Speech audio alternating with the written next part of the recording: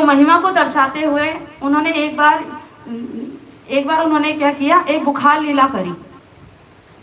तो उसमें उन्होंने बुखार लीला करी तो उन्हें बहुत जोर बुखार हुआ। तो जब नारद जी वहाँ आए तो नारद जी बोले कि नारद जी ने उनसे कहा कि तुम ये इतने मतलब ऐसा लीला क्या कर रहे हो, तो हमें भी बताइए। तो उन्होंने बोला कि मुझे बहुत तेज बुखार है और मुझे ना मेरा बुखार, उनके लिए फिर वैद्य बुलाए गए।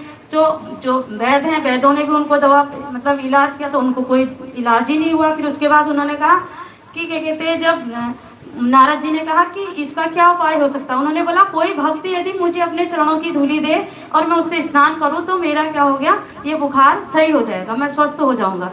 तो फिर उन्होंने नारद जी से कहा आप ही मेरे भक्त हो, आप ही दे दो। तो नारद जी कहने लगे कि नहीं नहीं, मैं कैसे दे सकता हूँ, आप तो स्वयं भगवान हैं और मुझे अपराध लगेगा, मुझे नरक जाना पड़ेगा, मैं नहीं दे सकता।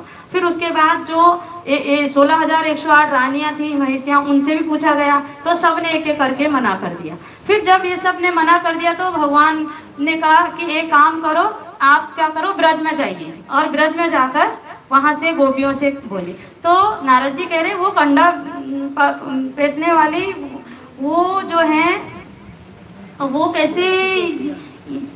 कैसे दे सकती, वो कहाँ दे सकेंगी, वो नहीं कहाँ देंगी। तो इसलिए उन्होंने क्या किया, नारद जी वहाँ गए। जब गए तो जो गोपियाँ थी, गोपियाँ नारद जी के पास जाके बोलने लगी कि क्या कहते हैं, गोपियाँ जो है नारद जी के पास गए रही, उनको पता चल गया, उनको लग रहा है कि ये जरूर क्या कहते हैं वहीं से आ रहे हैं। तो इन्होंने पूछा हमारे कृष्ण कैसे हैं, हमारे कृष्ण कैसे हैं। तो उन्होंने बोला कि कहते हैं उन्हें बुखार हुआ है। जैसे ही सुना तो उन्होंने बोला वो सही कैसे होंगे, उन्होंने बोला कि जो अपने चरणों की रज उन्हें दे दे तो उससे वो स्वस्थ हो जाएंगे।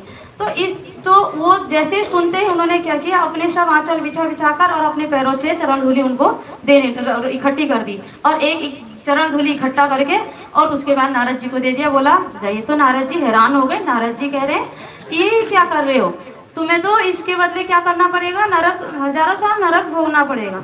तो वहाँ पे गोपियाँ कह रही हमें हजारों नहीं लाखों साल भी, जन्मों जन्म में भी अगर हमको नरक भोगना पड़े तो हम उसके लिए भी हमें ये स्वीकार है।